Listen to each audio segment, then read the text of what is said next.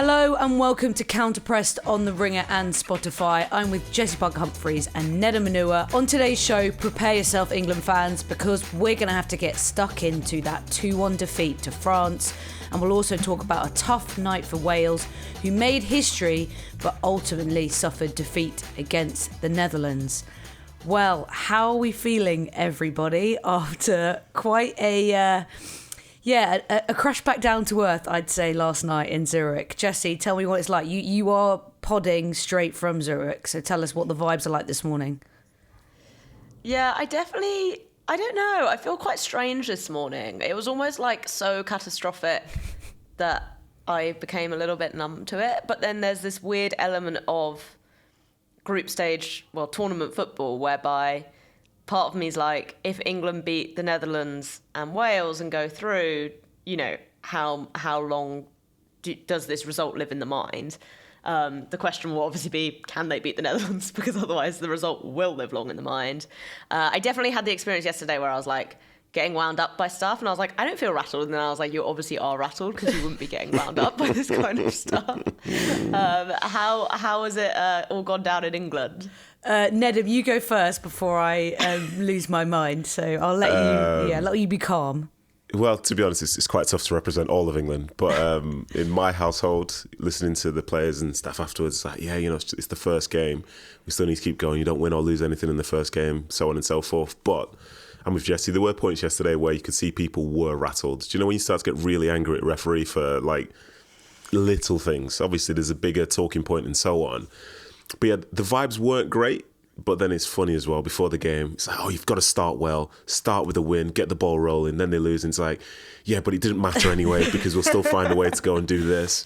Basically, there's so much cope existing this morning in the UK, in England rather, that, there is still hope, there's still belief, and we know that they can do it. That's the main thing. Nedum, where did you watch the game? Were you just at home with the family, or? Yeah, I was at home with my kids. Yeah, they're not used to seeing England on the TV for a major tournament losing, so they're a little bit taken aback. I was going to say, how did the kids take it? Were they rattled? Yeah, they were a bit rattled, but thankfully they don't really know much about football as such, so I can sort of tease that out of them, that teams don't necessarily win every game that they play in a tournament. So they're all right with it. I think some of the more adult reactions around me as well made them feel a little bit uncomfortable, but yeah, it's all good. It's all good. See, family of Man City fans, they've just had it too good. Your household. But this last 6 months, though. This last 6 months, Flo, my gosh, tough, honestly. mate. Toughest job in the world.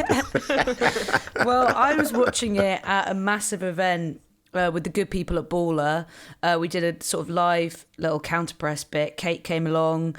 We had two great guests in Aisha Brown and Monkey. And the vibes were so high going into the game, honestly. And then you get that disallowed goal. And from that moment on, the vibes massively dipped, and my sort of vibeometer went from catastrophe to a bit like you, Jessy. Well, actually, if England turn things around and do beat the Netherlands and do beat Wales, finishing second in the group wouldn't be the worst thing in the world. But then I start to question, can they beat the Netherlands? And I texted you, Jessy, because in the whole build-up to this game, I felt really annoyed because everything I didn't want to happen happened in terms of predictions, in terms of everything. But I'll stop that chat there. We'll take a quick break and then we'll get into England's 2-1 defeat to France after this. This episode is presented by Pepsi Max. Pepsi Max has always supported both women's and men's football. So to help make sure the next 50 years are as legendary as the last, they've made an inspiring film called Refresh the Game, featuring current stars like Lauren James and Leah Williamson, alongside legends like Pele. Refresh the Game celebrates the unapologetic challenger spirit and talent of women's football. Watch it now on Pepsi Max channels. Pepsi Max, proud sponsors of the UEFA Women's Euro this summer. So yes, unfortunately for me, I think I spent a whole week saying one of the worst things that could happen would be England to lose the opening game, and the pressure and the noise of everything that's happened over the last couple of weeks to continue and build. And not only that, in the preview piece I wrote on the cutback, I said England need to be really careful about losing possession easily and not holding onto the ball, and the strength of France's wingers and how Lucy Bronze and Jess Carter cope with that. So unfortunately, I feel like we saw that nightmare play out in Zurich across the 90 minutes. Nedum, it was kind of strange because England got that early goal that was eventually ruled offside, and I know a lot of people are frustrated about that. It's the smallest of margins, but it's technically the right decision, so you can't really argue with it, and I don't want to get bogged down in VAR discussion, but it does seem ridiculous. And then once that balloon had been popped, I just felt like they were a bit lost in the game. Yeah, I would totally agree with that, because so the way that I watch games, which I have to like talk about, I'll break it down into like 15-minute sections. And in that first 15 minutes, I was very impressed with England. I thought the way that they were pressing from the front, at times the way they could sort of dictate tempo with, say, some of the play around the back, like Hannah Hampton with the ball at her feet, like so good, so good. And then the goal was scored. I thought, okay, that's a deserved goal. Things are looking good. And then it got disallowed. And as is the case with how you spoke about it, how Jessy spoke about it, and myself, like vibes just disappeared, and it was very, very French all of a sudden, like super French. And you could see the lift that gave them, but I didn't expect it to take something away from England after the goal was disallowed. But in the end, it certainly felt that way. And some of those 1v1 battles all around the pitch, especially out wide, like Jess Carter, like that was a tough evening. And in fairness, anyone playing against Cascarino could have gotten that yesterday, anybody. But at times it felt personal because Cascarino basically showed no respect whatsoever. And the way in which you could get past there, even for the first goal for Katoto, like it's the running behind as well. And I thought De Almeida played well on that side, which also made it a little bit more tricky. So yeah, some of those 1v1 sort of battles as such, I didn't expect them to go the way that they did in such an extreme manner. And in time, maybe things balanced themselves out just a little bit. But France, they looked class. They looked like the team that are reigning champions, which really surprised me, to be honest. And the way that England were sort of overwhelmed, especially in that midfield three. We can have a discussion, about should Lauren James have started, so on and so forth. In hindsight, we all know it's 2020, all that stuff. But I think at times, and this isn't like an insult, I think a team that is paint by numbers can be very good if the thing you create is exceptional. But sometimes when you do add somebody who is more of a maverick, all of a sudden things kind of fall down a little bit. And when England suffered, I think they needed that paint by numbers type method. But I don't think they had it. And as a consequence, for maybe 60 minutes in that game after that goal was disallowed, it was all France for me. Yeah, and it's interesting really how much the momentum change seemed to affect England. I think there's a little bit of sort of backseat narrativizing. I noticed in my notes that the first time Cascarino goes past Carter is 8 minutes in. And I think sort of the seeds of some of that France dominance was already creeping in even within that first 10 minutes. Mm-hmm. But England had looked so bright going forward that it felt like, it was also giving the French something to think about themselves. And I guess it's interesting. I think we'll obviously talk a lot about England's defence and how poor that was. But I really think in attack they were pretty awful beyond sort of the early LJ chance, the goal that gets disallowed. They really didn't create a whole lot more, and I feel like that just put everyone under, quite relentless pressure. And then the longer this sort of frustration went on, the more sort of desperate it felt like the defence and midfield were getting in terms of the passes they were picking, in terms of how they were trying to play out from the back and getting penned in by France. Wiegemann spoke in her post-match a lot about how they'd specifically said they didn't want to be playing short passes to allow France to press because they press very high, they've got great one-on-one players, and if they turn over the ball, all three of those players across the front three all get shots off like nobody's business. And you could see sort of as England began to panic, they were trying that more and more. And Wiegemann was saying, the game plan was we wanted to skip players and we weren't doing that. And I think you could really see that in the way England played. And it's interesting, I feel like maybe the reason the disallowed goal was such a flashpoint is because if you come into this game feeling like there is a lot of pressure on you, and I think it's fair to say England probably did feel like that, I think there's been a lot of noise around the camp with players who aren't in it. There's the natural pressure that comes with being holders. They know they've not been on a great run recently over the past sort of 6 to 12 months. And you have this moment where you have this sense of relief because you've gone ahead, you've scored a good goal as well. I think credit to Alessia Russo, it's a really great instinctive finish from her. And then suddenly that's all sapped away from you, and you're on the back foot again, and the position you thought you were in mentally isn't there. And Wiegman again said afterwards that England need to do better with dealing with that. But I think structurally it felt like, I agree with Nedum, the LJ question's like a really tough one to answer, because she was kind of at the heart of like everything good England did in the first 20 minutes, but whether it was her capacity to play the game plan related to tactical acumen, I'm a bit doubtful of that, because I think we've seen her really improve on that in the past couple of years. For me, that felt more like a player who hasn't played much football and really faded out of a game very quickly. And whether it would have been better for England to play a bit more of a no-nonsense midfield, maybe with Toon or Clinton, and have LJ come on towards the end when maybe spaces open up a bit more. But again, as Nedum said, hindsight's 2020. Wiegman, again, after the match she's always very no-nonsense in the decisions she took. There's never any, I would have done this differently, or, so she said starting LJ was always the right decision, etc., etc. But yeah, I wonder if, in hindsight, the fact that England ended up so on the back foot within that first half, it felt like they could never really recover in the second. Yeah, there's a couple of things I want to pick up on there, because I think certainly around me there was a sense of, if that goal had stood and perhaps France were chasing the game a bit more and England had a lead to defend, there would have been more opportunities that would have potentially opened up in that game scenario for them. I think they found it really hard to find opportunities and break France down. I think Lauren Hemp had a frustratingly quiet game, and we've seen her be really good for England even since she's come back from injury. But up until that Walsh consolation goal, England hadn't had a shot on target. And I think it's easy to forget that because of the disallowed goal. But it was such a dominant France performance. England felt so out of it. And on James' question, I was surprised to see her start. I thought Toon would start, and I thought that James would be the sort of joker to play if England were chasing the game, and use her in that scenario. You then saw quite quickly the reality of a player who hasn't played 90 minutes since April.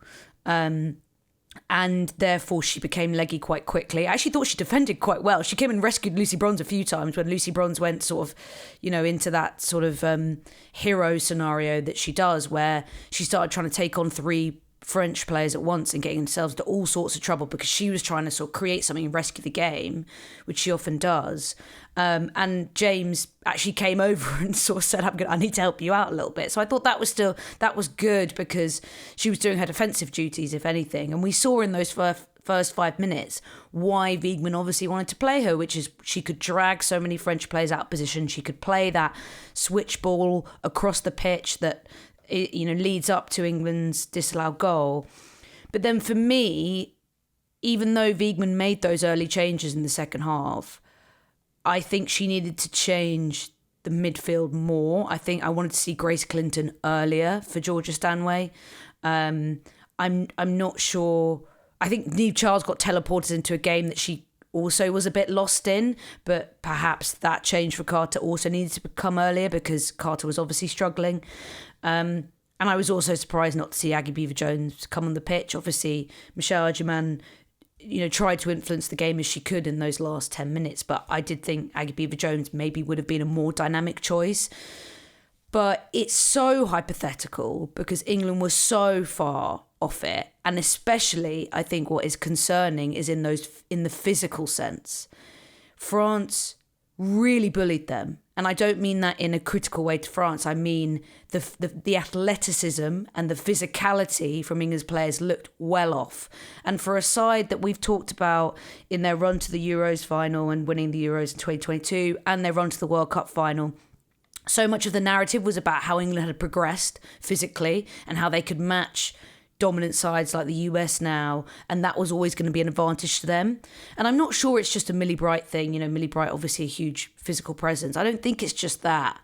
It just looked like England were rattled. I mean, forget us watching it being rattled. England were rattled, and therefore, whether you lose a 50-50 with a ref or, a France player wins a cheap foul, you've got to challenge in those physical battles. And I just felt England crumbled in those moments. And maybe it's the inexperience of having to chase a 2-0 deficit, and you feel like hopeless. But I would say that, that is a concern for me about how they just couldn't almost compete in a lot of those moments. Yeah, I would agree with that. And I think Emma Hayes said after the game that England were bullied as such. And I think you could see in some of the duels that were going on, they were trying. But say, for example, when Leah Williamson it wasn't given as a foul, but there was a VAR check towards the end of the game when there was that sort of like 50-50-ish slide tackle. The French woman's come in like a maniac, fully committed to do anything that she could. And I thought, in fairness, for Leah, for however the game went, I thought at times she was trying to drive that commitment and try and step forward and say, come on, be more aggressive. But I don't think quite a few members of the team sort of matched that energy throughout certain key points. And as a consequence, like as a footballer, sometimes like you want to look good on the ball. You want to move it well. You want to make the right decisions. You want to get in half spaces, get on the half turn, this, that, and the other. But for the French, they also want it to be right in their faces, making them as uncomfortable as possible. And it affected them, I feel. And from the other side, as I say, England's press for the first 15 minutes looked good. Then after that, it's almost like the French could have their way whenever they wanted, which was a huge disappointment from my side. So I agree with you about that physical side of things. And the thing that's disappointing about that is like when you then take the conversation away and it's not about tactics, then is it about desire? Like, I understand the whole thing about being holders and having to understand the pressures that come with it and so on and so forth. But this is a French team that they've played in the last couple of years. This is a tournament which they've done well in. They've played in neutral venues before. They've played against physical sides before. And as you walk off the pitch and you don't match it, I think it was Alex Greenwood was saying after the game on BBC Radio that like they need to look at their individual and collective performances. And I think when you have to mention things like that, then I think we know that there were one or two players who weren't anywhere near as, not necessarily committed in terms of wanting to do well, but went up to the challenge yesterday. And that's very concerning considering the sort of nuance of, as I say, trying to defend your title because you have that target on your back.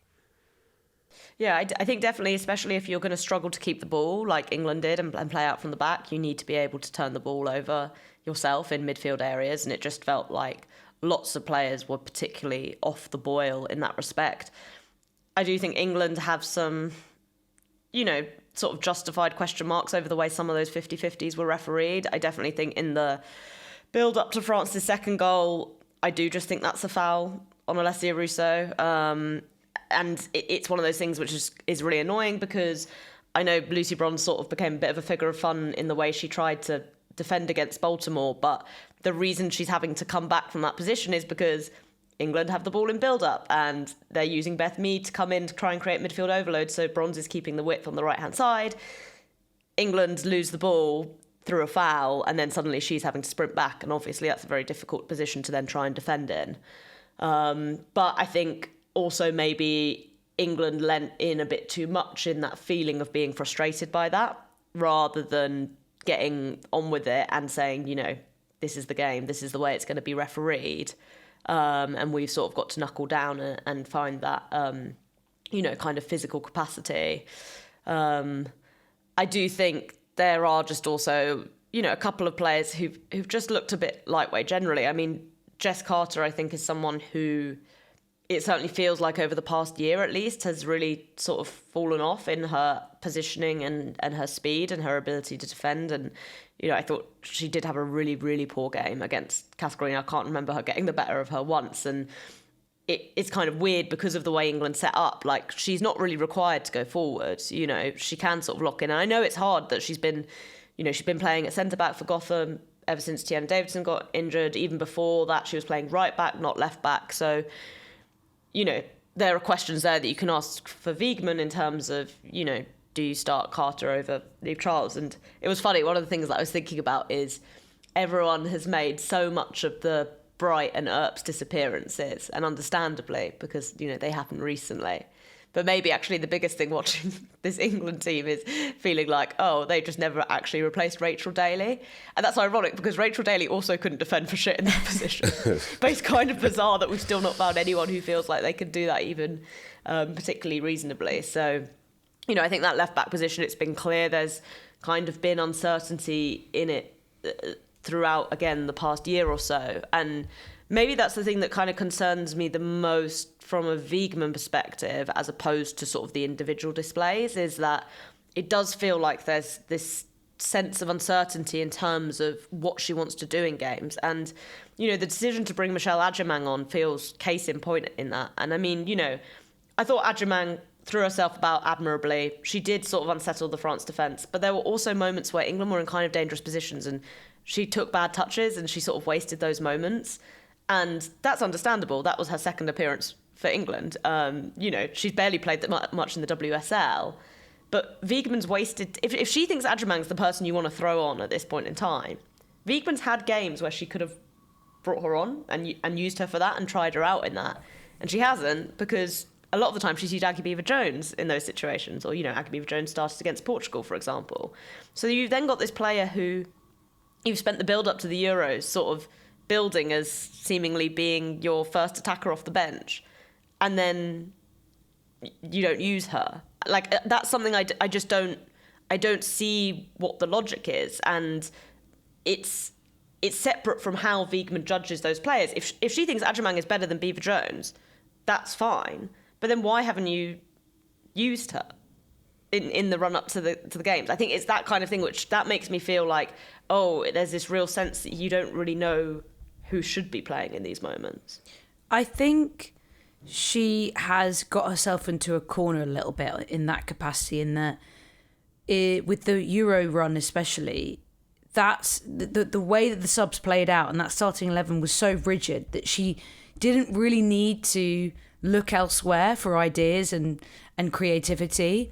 And throughout her whole tenure with England, there has always been the question of, why don't you throw on X player for 10, 20 minutes? I mean, remember when Katie Zellum just sat there and couldn't get 5 minutes to save her life to get a senior cap, but was involved in about 4 different squads in a row? And Jess Carter became like that as well at one point. And it was just this whole narrative of, if you're going to use these players at some point, obviously it didn't matter with Katie Zellum in the end, then put them on the pitch when England are 5-6-0 up against Portugal or wherever it may be. And now, you know, you're in a scenario which is rare for England, where you're 2-0 down and you're losing your first group game with Wiegman at a tournament, and she's sort of having to figure out in the moment, oh, how do we change this game? Whereas I think for lots of us, there was an expectation that this could be the reality of England's opening game, that France are a very good side, that have... There was a mismatch, right? And they have very strong attacking talent that England might struggle to contain. And I agree with you, Jessy. It just felt like it was a little bit panicked in... We got to make 3 changes pretty soon to second half. If that doesn't work, we're going to have to make another one. We're going to have to make another one.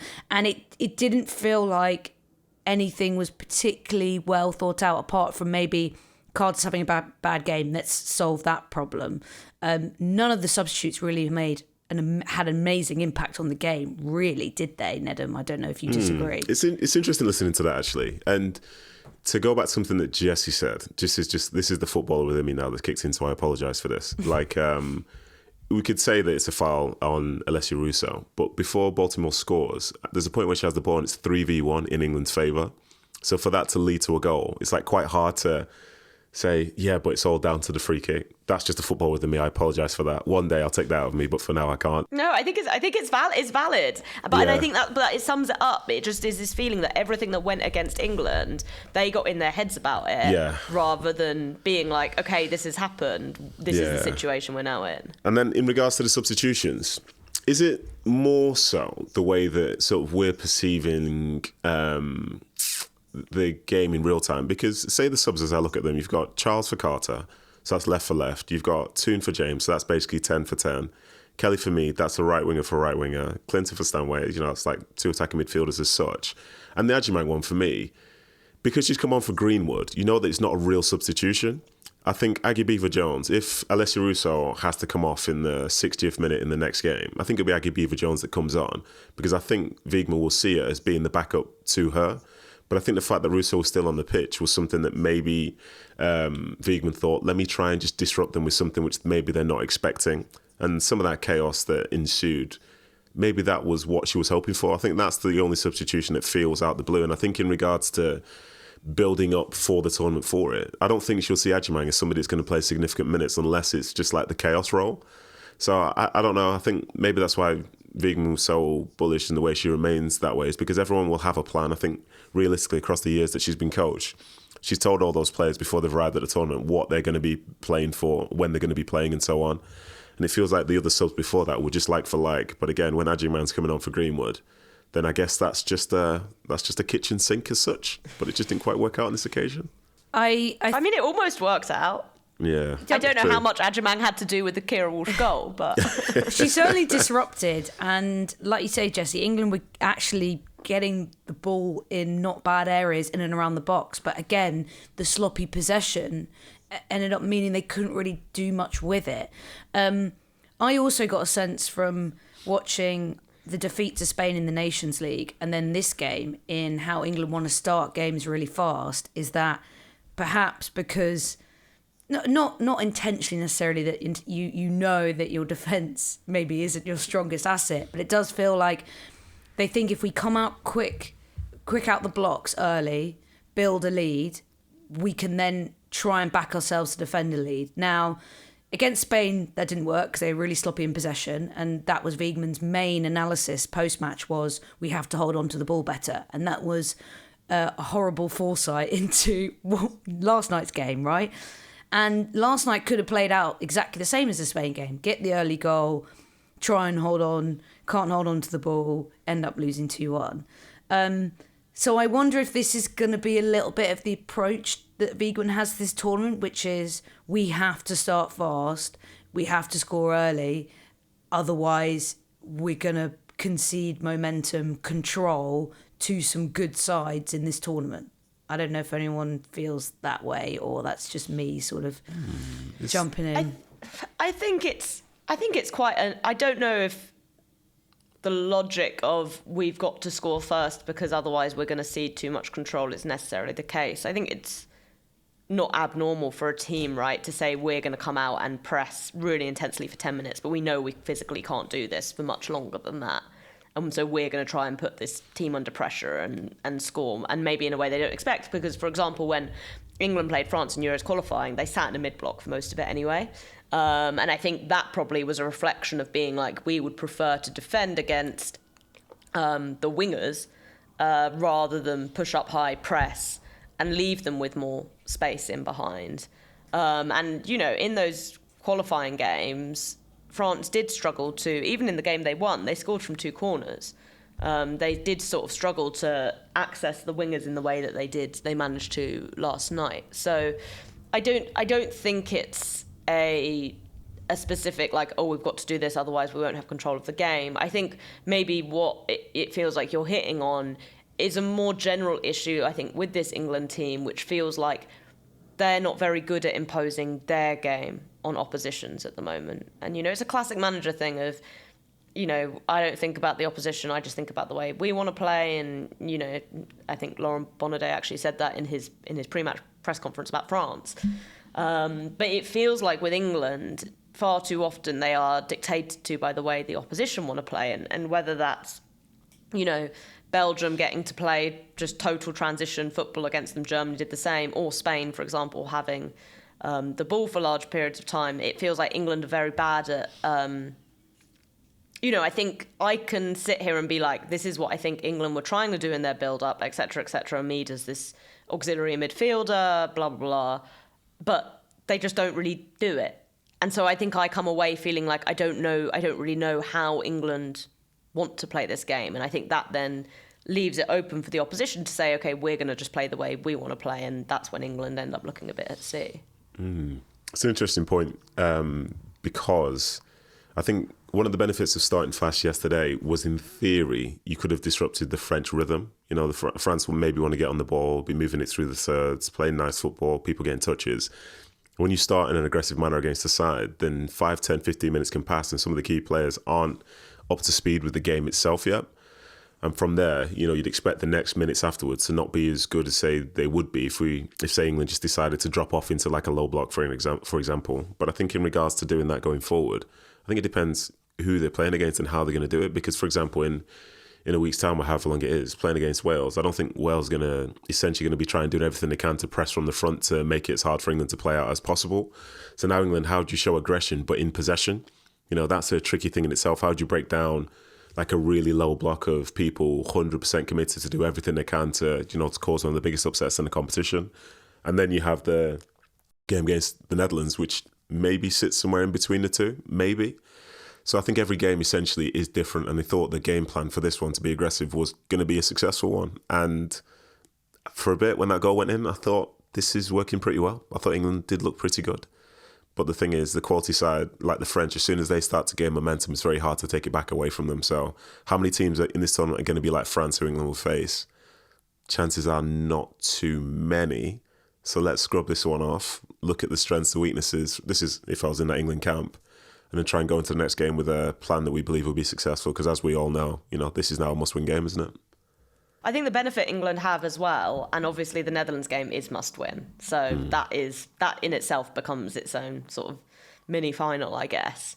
But assuming England do get a result there, I think they can feel very lucky that France didn't score more and they pulled one back, and their goal difference from this is just -1, because it feels like in this group that could become something that's quite crucial.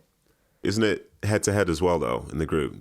Could that play into it still? Yeah, but it's like there are so many tiebreakers, but yeah. So their goal difference would only matter against the Netherlands, wouldn't it? Because France, if they had the same points, would be... Well, sorry, go on. Sorry, please don't explain.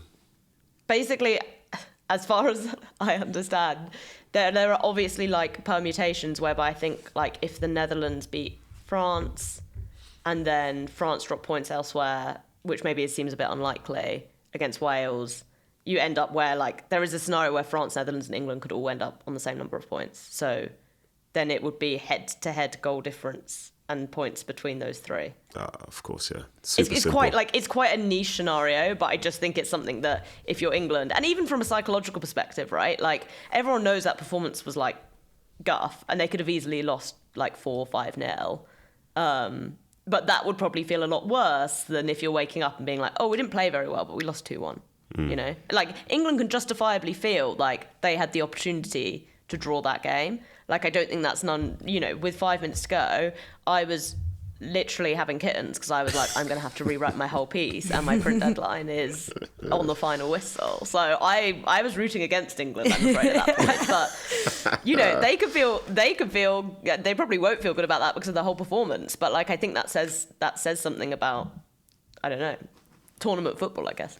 Yeah, I was sort of spiraling into this scenario of, just what you were talking about. If England beat the Netherlands, but Netherlands beat France, and then Netherlands are then through, it's a who scored the most goals against Wales off between potentially France and England, which would get a little bit sort of tense and scary, but hopefully it doesn't come to that point.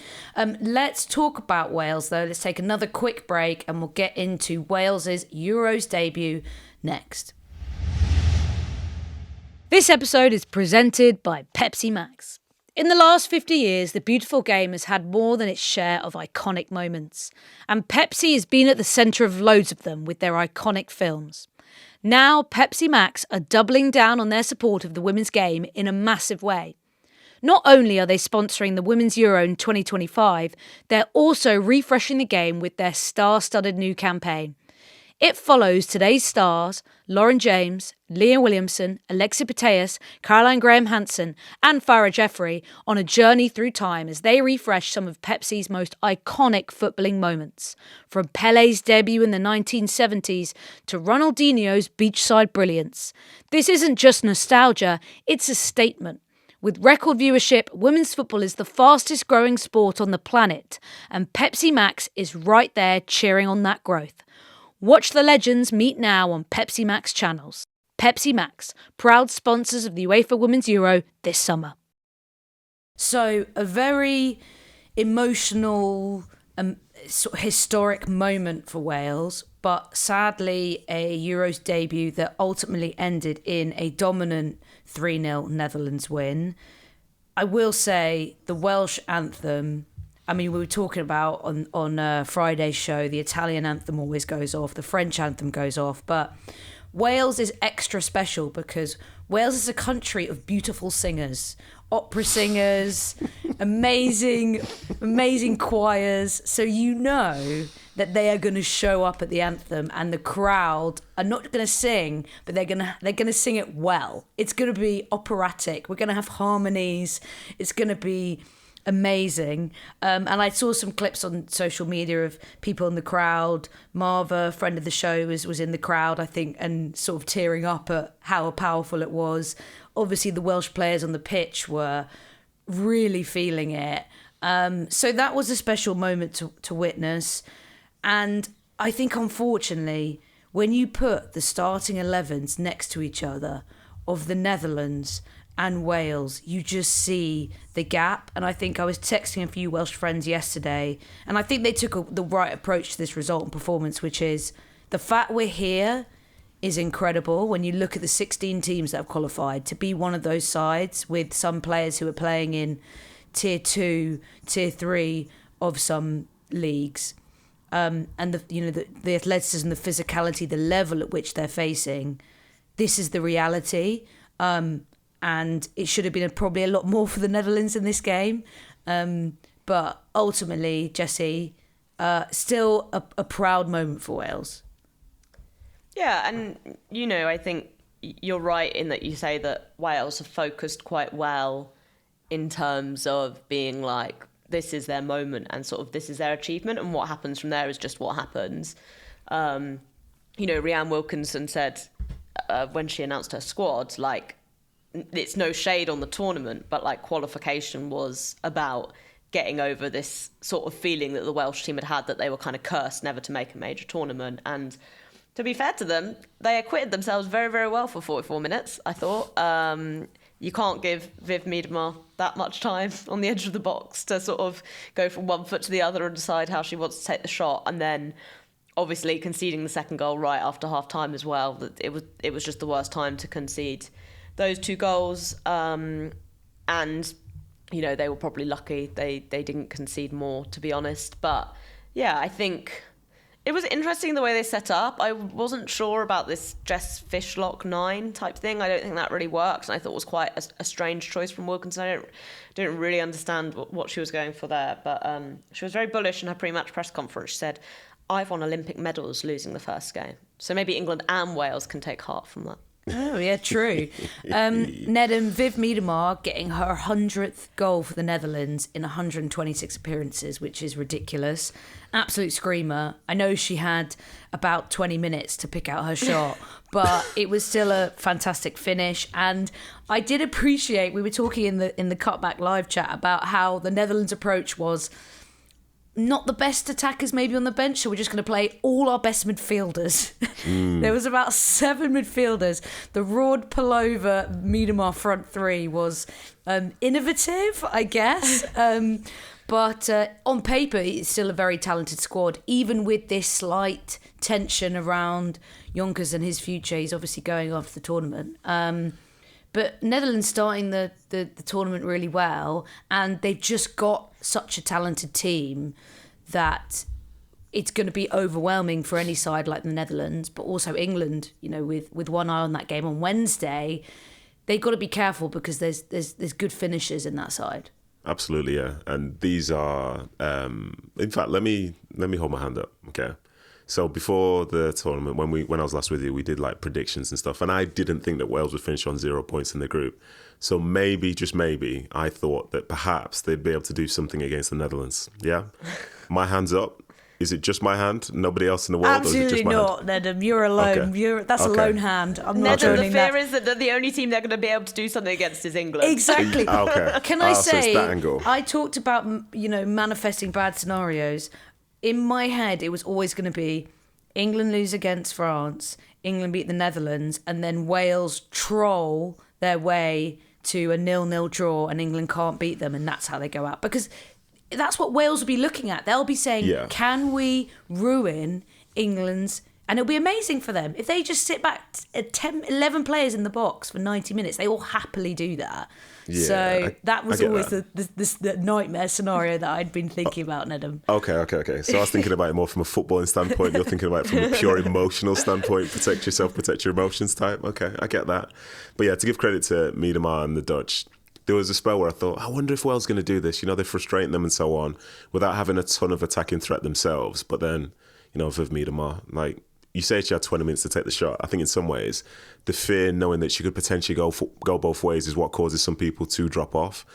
And 100 goals, you say in 126 games, at the age of 28, after having some significant time out with injury as well, it's not bad. I mean, she's having a reasonable career on this European stage, you could say. But yeah, the Dutch, they impressed me overall. I think the attacking threat, as you can see, is there, managing to score how they scored. And obviously Wales were making some mistakes with some of those goals. And as Jessy was saying, you think conceding just before half time's bad? Well, let me raise you that. How about conceding just after the break as well? Let's get those vibes. Let's take a huge chunk out to start with, and then let's just literally drop them to the floor. It wasn't great from that standpoint. And then Wales chasing the game. I don't really know how that's supposed to look, to be honest. And if we are to talk about the game from footballing standpoint, then yes, Netherlands were by far and away, the better team. But then from the history side of it, when you're talking there about, say, the anthem and all this stuff, it's hard to even imagine what it's like to be going to a tournament for the first time as a nation. How proud that must make you feel. But then to scoot back to the footballing side of it, I think of the two debutants at this tournament so far, I think one big difference was that Poland felt as if they could have scored in transition. Whereas for Wales, it felt more about trying to stop the opposition from scoring, and then maybe something might happen somewhere else. And I think listening to a few people on the commentary, and I think it was Denny Gabidon was saying it as well. And it's an easy thing to say from our commentary position, with microphones. Maybe they need to take hold of the ball a bit more and play a bit more. But then that's very hard to do when you're playing against some of the best players in Europe and around the world. So we'll be interested to see how they approach the next game, which unfortunately for them doesn't get much easier. Jessy, I quickly want to just mention, because we're not have time to chat through all the games that happened on Friday, but Germany's been confirmed that Julia Gwyn suffered an MCL injury, will be out for the tournament. Really emotional scenes when she came off in tears in that 2-1 win over Poland. It's not an ACL injury, which is obviously better news because she's had really tough experiences with that very injury, but they're losing a key player, captain, and I think the biggest thing for Germany will be actually the kind of leadership and emotional impact of losing her. And you saw that from the way her teammates responded to her going off, the way she did, the way the fans were so sort of shocked and impacted by that. So it's going to be tough how Germany react to losing such a big player. Yeah, I think it's really gutting for her as well. As you said, she's had so much of her career be disrupted by injury already. I don't know how much that emotional outpouring will have been the fear that it was an ACL. And obviously they're still losing her for the tournament, but maybe, at least the knowledge that that's not what it is something that will settle players down. I think the thing that's trickier for Germany is they were already quite light in defensive areas, and Gwyn was kind of the outstanding player across that back four, in my opinion. So it'll be interesting to see how they look to replace her, because that is a blow, I think, just from a personnel thing as well as you say, the captain thing. And Germany they're not really going through a transition, I would say, but they've moved on from quite a lot of experienced players. I don't really think that having Alex Popp or whoever in this team would make them better. I think it was, the right decision for those players to sort of retire and move on. But when you are then coming out of this generation that's sort of been so iconic, that has done very, very well over large periods of time, and you want to sort of have your team coalesce around your new captain, to lose her in the first game of the tournament, I think obviously is a big blow. But yeah, I mean, I think the best thing is everyone sort of feared the worst in terms of her past history with ACL. So thankfully it won't be that. Yeah. Well, we'll wrap things there, guys. We'll be back on Tuesday talking about the second round of games, and obviously looking ahead to England's game against the Netherlands on Wednesday.